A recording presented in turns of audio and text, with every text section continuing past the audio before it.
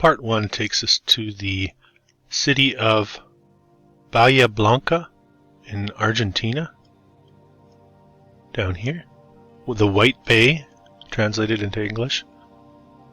And macrotrends.net gives us a population growth from 1950 into the modern day. You can see just over 100,000 in 1950, modern day just over 300,000. History tells us the city was founded as a fortress in 1828 by a Spanish colonel by the name of Ramon Estomba. It's a Spanish colonial narrative here in Argentina, not to be confused with Portuguese colonial narrative in Brazil, and of course the French and English in North America. And on the flag we get a fortress, or star fort, as we like to say in this research. We also get the rising sun, reminding us a little bit of the possibly Jesuit influence on the region. And much like the North American narratives, we have a commercially important growth happening here in 1885 as a result of the Buenos Aires Great Southern Railway. So again, same time frame, same story, with a little bit of a different hue than what we've seen in the North American region. And now we're looking at some of the architecture to be found in this wonderful city. And you can see here again very familiar arched windows and columns and very tall structures with rounded over roofs as well. And history tells us we have an influx of Spanish, Italian, and French settlers for the most part. We are told there was at least 5 opera houses in Bahia Blanca, the beginning of the 20th century, and 6 cinemas by 1920. And you could see the streetcar culture in effect, and of course the very elaborate and ornate old world structures that we're used to seeing. So really no different than anywhere else. The story repeats itself. The reset narrative, as I like to say here on this channel, showing itself in its full colors here in Argentina, the White Bay city. Again, the columns, the very heavy architecture, stone, concrete, whatever you want to call it, geopolymer-esque. The streetcars. Of course, history will tell us that Spanish colonialism will be responsible for the reason we're seeing the structures the way that they've been built. And what I suggest here on this channel is that Spanish colonialism is responsible for rewriting the narrative of these regions, of this region, and colonialism in general having a large part to play in the erasing of the past, of the existing cultures in the regions, and the rewriting of these regions. You can see again the brick streets that we see so often in these old world photographs. It doesn't seem to matter where we look.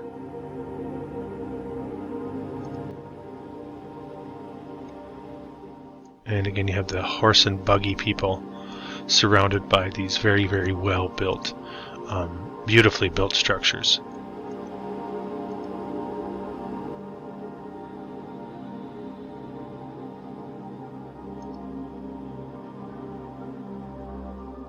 And I think one of the best head scratchers on this narrative should have to do with the multi-storied structures we see so often at a time where the mode of transportation was so paltry, for lack of a better word. You can see the lines here underneath. And you have to ask yourself, why would they have to build so vertically when really the region was supposed to be so undeveloped or underdeveloped? Why the verticality of it all? Why the need to pave the streets with bricks? Who's doing that work? When is that work getting done? And why, if all you're moving around in is a horse and buggy, why the need for that? These are definitely questions that need to be asked.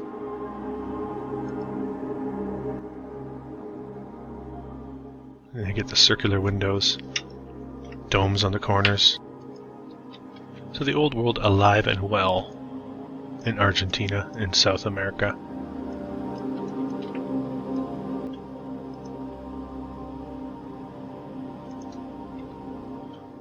And what do you think? Have you ever been to this part of the world? And what is your impression of the architecture there? What can you share with us? Leave your comments below. I have files from all over South America, Brazil, Peru, Chile, Uruguay, and they're all showing us the same architecture and giving us very similar timelines on construction. So I just wanted to bring a little bit of South America to you in this portion of the video. Looking very familiar.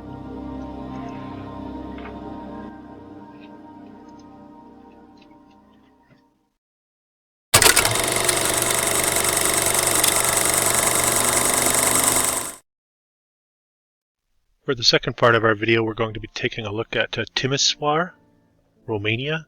So we come from the White Bay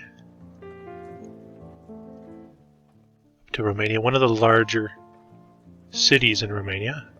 You can see it here, close to Hungary, Serbia. Of course, so many of these lines drawn after the World Wars. And of course, I'd like to provide you with a brief population demographic just to give you an idea of the growth that's gone on in this location. And I suppose the purpose of this video is just to illustrate the similarities in architecture and infrastructure in very different locations. We have an interesting backstory with Timișoara. I believe it's the Habsburg dynasty, Habsburg monarchy, which I don't know. I think a lot of this parallels a lot of the Western European timelines and illusion that we've been living under since, let's say, since the taking over of the old world and the implementation of the new world.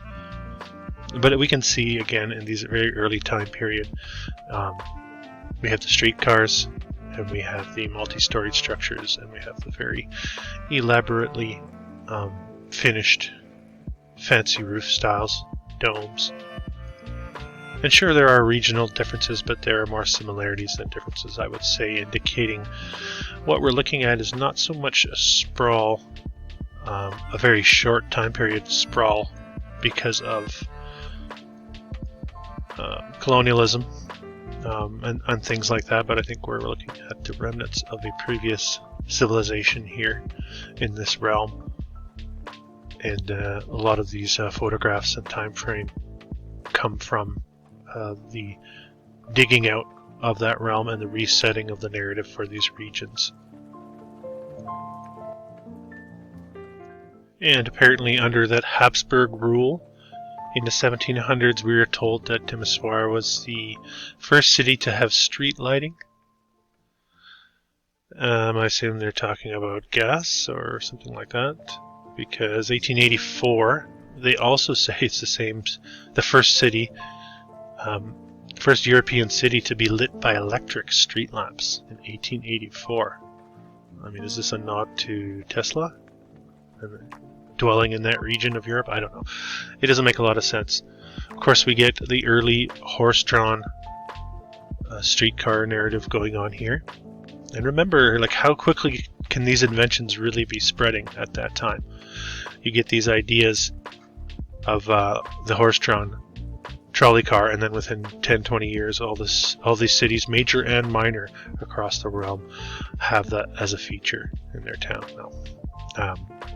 It might make more sense in the modern day, as we live in a time where communication and transportation is a lot quicker and more far-reaching. But back then, we're talking about a time where they're trying to implement the method of travel, and they would have only had the horseback and the buggy, of course, to spread the word, let's say.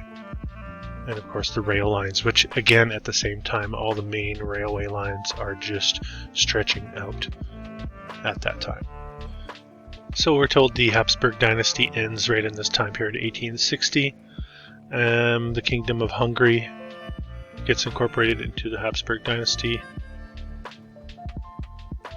And looks like it's becoming the Austro-Hungarian Empire, which again, a lot of World War I redrew much of this area of the world.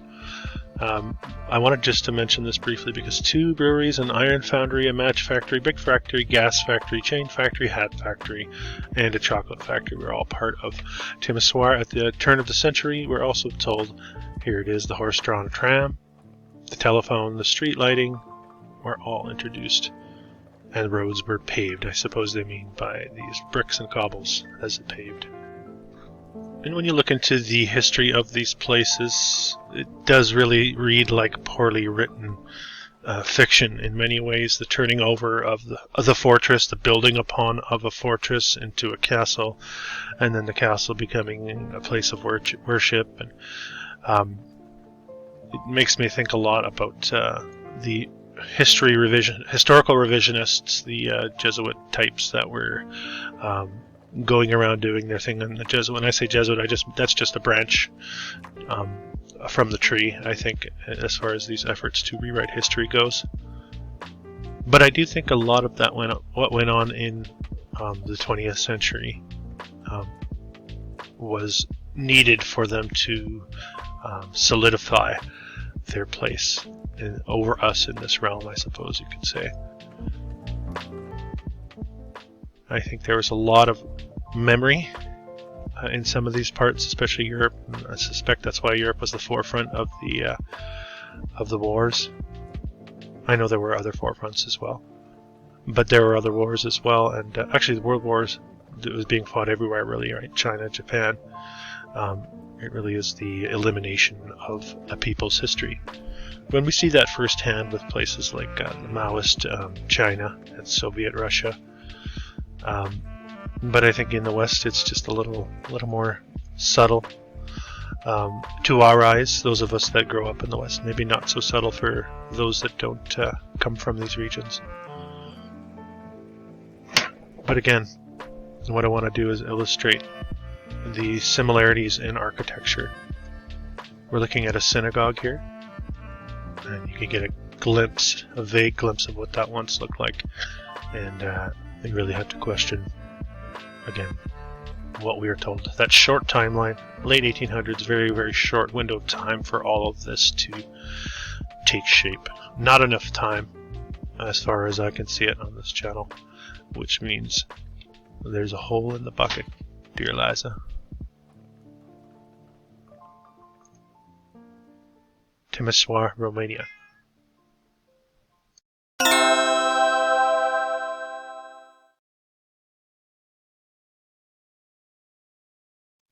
And for part 3 of this video, we're going to be heading over to the North American continent, checking out Lansing, Michigan.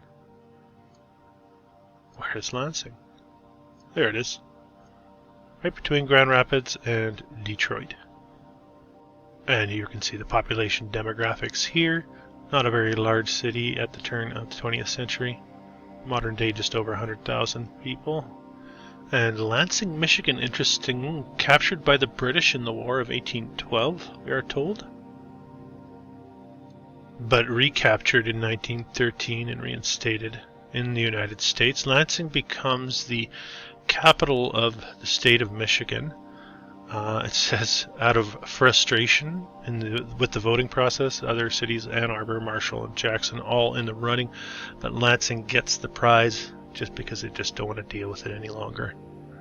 Of course, we get the railroad coming in, all again at this same time period as every other place experiences this growth, this massive burst in population and settlement. We have a state capitol building.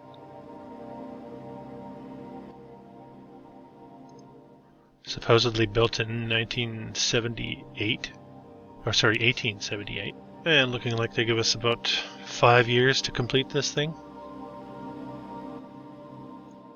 And definitely one of the earlier ones. They'll say this was the previous original capitol. Another capitol. And then they start to build this. And of course we know that's true because we have the cornerstone. The laying of the cornerstone, of course. And this is the type of interior we're to expect from 1870s Michigan.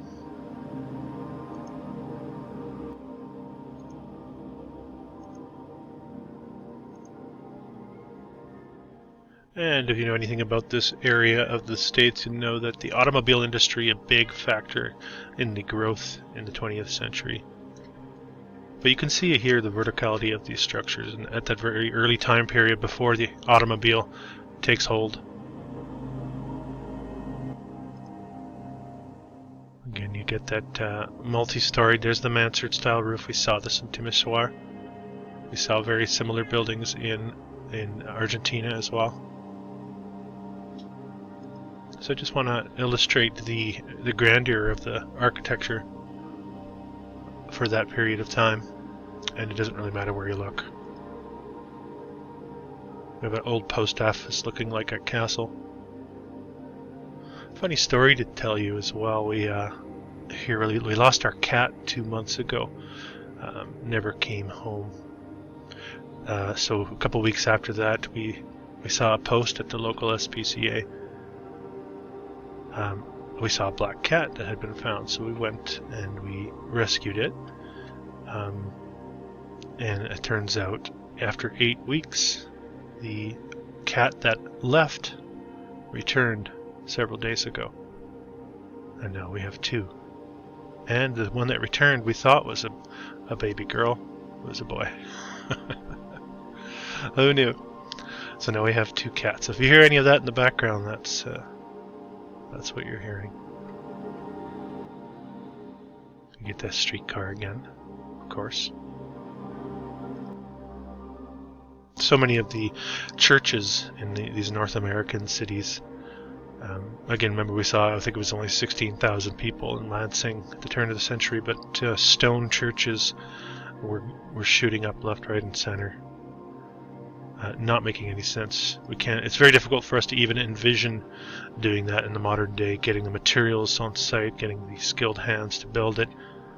The logistics, again, of these things is it's very interesting. This is a great shot here. I like to show the old cobbled look on the streets here. So if we can assume that this photograph is from, let's say, the turn of the century. Let's say it's 1900. Could even be before then. How old is the cobbling on the streets here in Lansing, Michigan?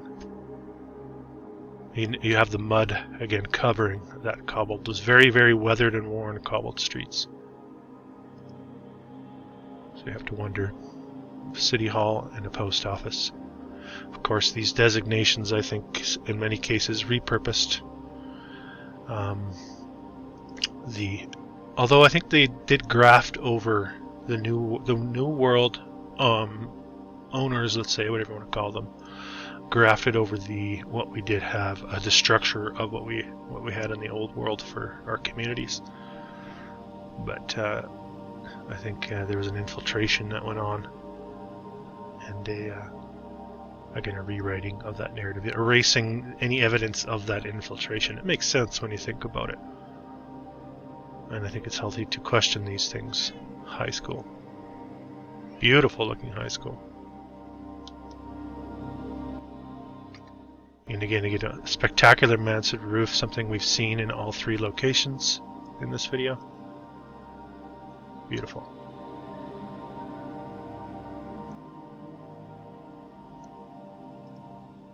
So that's just a brief look at Lansing, Michigan. So what do you think of these 3 locations? Can you see the similarities? Can you feel the underlying interconnectedness of the old world? Or am I out to lunch and is the historical narrative batting 1,000? Let me know in the comments. Thanks for watching.